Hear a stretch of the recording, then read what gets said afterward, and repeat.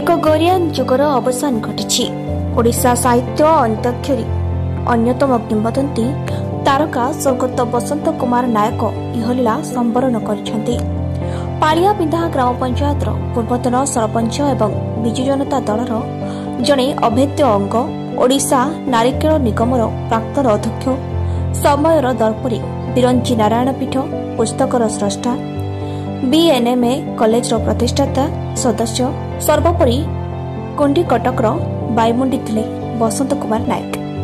सकाळ 6टारे मेडिकल चिकित्साधीन अवस्था परलोक घटी मोर शरीर जन्ममाटी पालिया आसी पहुंचीला। देहांत हो जाइए से थिले आम जन अंचल जड़े विशिष्ट राजनीतिज्ञ विशिष्ट साहित्यिक गाल्पिक तथा पालियाबिंदा पंचायत पूर्वतन सरपंच समाजसेवी तांको समय पालिया ग्राम पंचायत विभिन्न प्रकार उन्नतिकरण काम होइछि। आज आम हराई निश्चिंत भाव समस्ते सारा अंचलवासी मिरमाण हो पड़ती।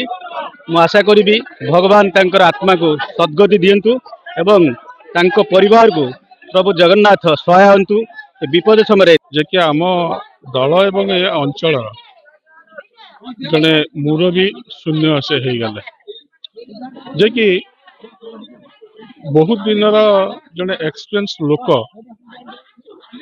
सब बेले परामर्श भी आम चाहूलु से मत परामर्श दौले जड़े समाज से परोपकारी भाई हिसाब से केतबेले बंधु हिसाब से सब बेले लोकंकर हित पाई काम करते जे खाली पालिया पंचायत विकास कथा नुह समग्र हिड़ी अंचल किभली भाव में विकास हम से कथा सब बेले से देखुले।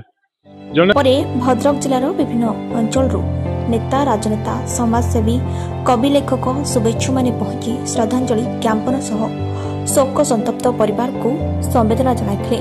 भद्रकरू अमूल्य कुमार माझी रिपोर्ट उत्कल मेल टीवी।